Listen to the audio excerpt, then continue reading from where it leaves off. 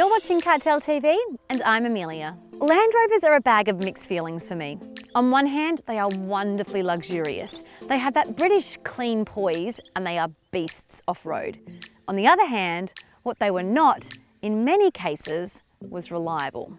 LR3 was the first one I fell absolutely in love with, but it was also the one that made me aware of the cost of ownership and just how expensive it can be when all those plush perks start breaking down.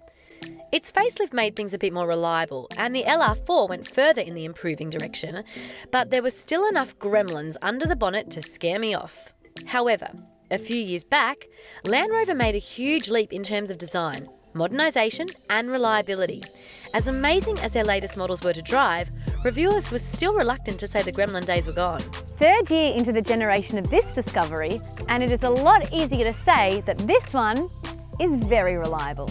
Today, I have the 2019 Land Rover Discovery in the HSE trim and with the SD V6 engine. So, if they have kept the plush, stayed up to date on the technology, built on the off-road ability and improved on the reliability, have we got the ultimate SUV? Let's find out. With a length of 4.93 metres, it is a bit longer than the previous model, but the shape of it is much more modern, so the size is not that obvious.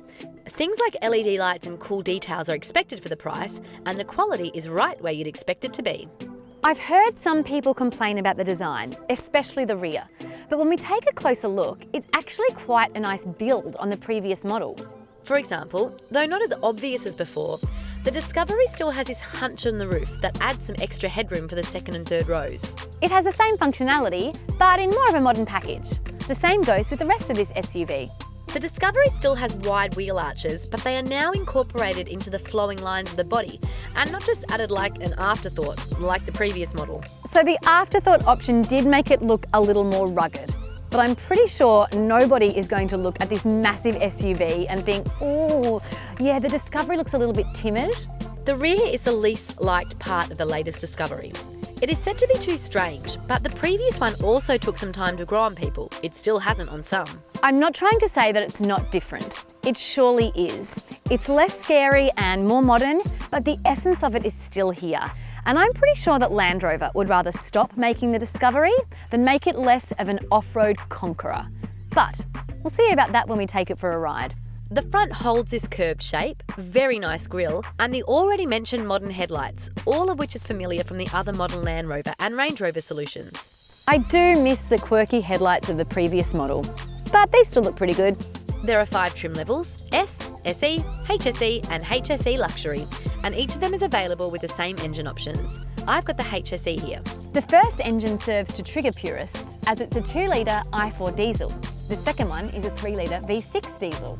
They have both seen some improvements over the last few years, and the current 2-litre i4 produces 177 kilowatts of power and 430 newton metres of torque, while this 3-litre V6 diesel gives 225 kilowatts of power and 700 newton metres of torque from just 1500 revs. Both engines are paired with the ZF 8-speed gearbox that we have praised extensively on this channel, and it comes with low range in the Discovery. The V6 engine I have here is great, but then again, so is a 2-litre diesel. Most of this greatness is because this new Discovery is noticeably lighter than its tanker weight predecessor. Now, when I say the smaller 2-litre diesel engine is a good option, it's because it pushes this hefty SUV with enough confidence. But would I recommend the inline 4? Most definitely not. And neither does Land Rover. I'm not even sure why they offer it. I mean, don't get me wrong, it's good. But looking at the spec sheet, it has about 50 kilowatts and 270 newton metres fewer than the V6. It consumes just 0.1 litres of fuel less, and it even produces just 6 grams of CO2 less per kilometre. Sure, we can't expect these consumption figures in real-world driving, and the difference is bound to be a bit bigger, but the V6 definitely does a more effortless job when it comes to pushing the larger body. The only benefit of a 2-litre engine would be purely fuel efficiency. But with such a minute difference, I can't see why anyone would opt for the 2-litre. When it comes to off-road ability, the most modern Discovery is definitely true to its heritage. It still has central and rear differential locks, sturdy air suspension with several different modes that give the Discovery the ground clearance of 283mm and, of course, more driving modes than most drivers are ever likely to need. So, to set the playing field, the previous Land Rover was an absolute wild yak off-road and had a ground clearance of 240 millimetres. The driving modes are selected in what Land Rover calls terrain response system. The options include grass, gravel, snow, mud rats, sand and rock crawl. All of them change a great number of features, including throttle response, traction control, gearbox operation and more. You can also leave it in auto mode and let the smart computers and sensors decide on your traction options for you. Hill ascend and descend control systems really work like a charm. The amount of control they allow really increases confidence. For example, throttle response in these situations is so well measured that you really have to go out of your way to lose control when it comes to throttle levels. And even if you do so, there is a cruise control feature that lets you adjust ascending speed in increments. I'll talk about the infotainment system in a minute, but I just have to mention its function when it comes to off-roading. It gives you clear information about differentials and wheels, helping you navigate the big body through very rough terrains. This information you cannot get sitting behind the wheel, and I didn't know it was something that I needed until I saw it in action. Look, the Discovery is beyond awesome off-road. If I kept going on about all of the amazing features, this review would be only about that, and they would all boil down to being amongst the best off-roader in its class. However, despite the class-leading off-road ability, the vast majority of Discoveries will spend most of their days on city streets and motorways. So, let's see how good it is in those conditions. Air suspension is awesome. It soaks up bumps with ease and instills incredible confidence for such a large SUV. And I mean incredible. Get into a corner and body roll is virtually non-existent. This kind of a mixture of comfort and confidence while cornering is really not common in SUVs. The gearbox and engine combo is just perfect. The engine is so wonderfully capable. With super low revs, loads of torque and effortless driving, it makes this SUV a joy to drive, both on the road and off. Honestly, I can't find a fault when it comes to driving the Discovery. The interior is really lovely, bathed in cool finishes with impeccable fit and finish, and packed with really upmarket features. The gearbox rotary dial is weird for me, but people at Land Rover obviously love it, since it's pretty much present in every Land Rover and Jaguar model, and in this one, there is even a second one for the driving mode selector. Still, the appearance of these dials fits perfectly with the rest of the interior. It exudes elegance, functionality, and spaciousness. This is a 5-seat version, and all 5 seats give enough room for adults. Both legroom and headroom are ample. I'd love to have had the 7-seat version to test the space for adults in the third row, and the amount of cargo space with these seats up. However, I'll have to settle for this massive boot instead. Now, Simone did review the 7-seater of the previous generation, and she found that there was plenty of legroom for adults, and she's a tall one of the group. Oh, while we're here, this handy little button releases the load lip, and it doesn't look like it, but it has a weight capacity of 200 kilos. Now that's 4 of me. The second row folds 40-20-40, and it also slides for more versatility. Another great feature is the fact that the floor is completely flat with no transmission tunnel, so even the person sitting in the middle will have plenty of legroom alongside the best view of the elegant dashboard. Speaking of space, you get plenty of storage for the front and rear. The central console holds 2 large cup holders, this front space for phones and a 2-level bin, the lower one being very, very deep.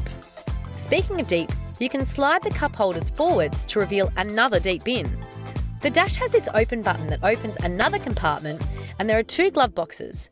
Door pockets are pretty big as well, and the rear has a small storage space. And these sturdy map pockets. So yeah, there's enough storage space. 12-volt chargers are sprinkled around the cabin, as are ISOFIX points. This car has 3 of them, 1 on the front passenger seat and 2 more in the back, but the 7-seat version gets ISOFIX on the remote seats as well. You can actually drive 5 small children here, or just 1, but move it around a lot. Parents will also love this next feature. The doors go under the sills.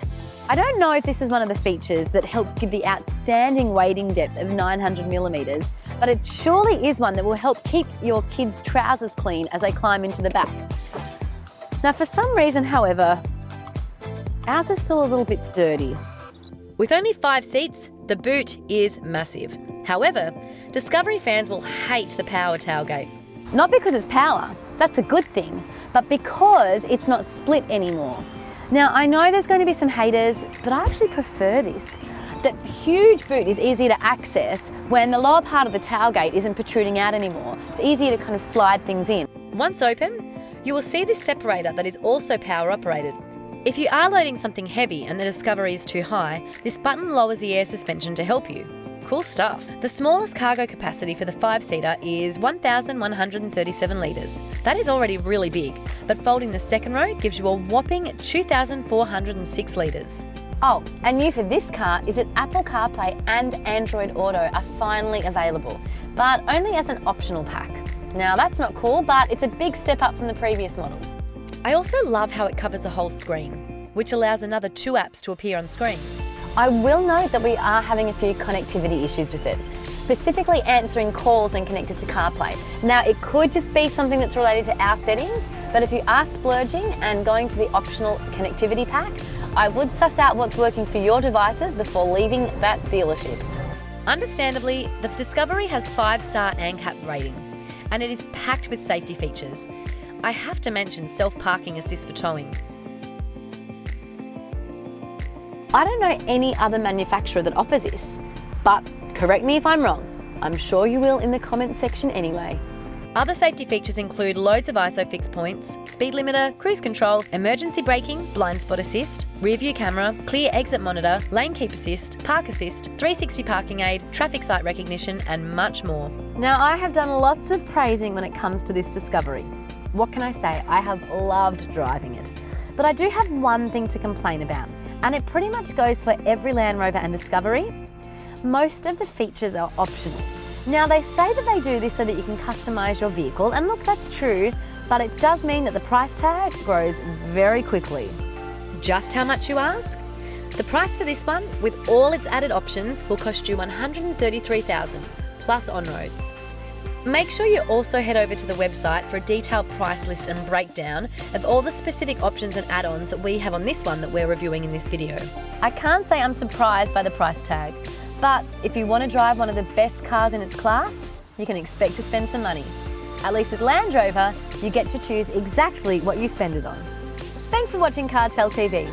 If you'd like to help Amelia own one of these Land Rover Discoveries, you can make a donation to my personal charity at... Just kidding. No, all I need you to do is like our channel and perhaps share it with a friend who you think might enjoy it too. See you next time.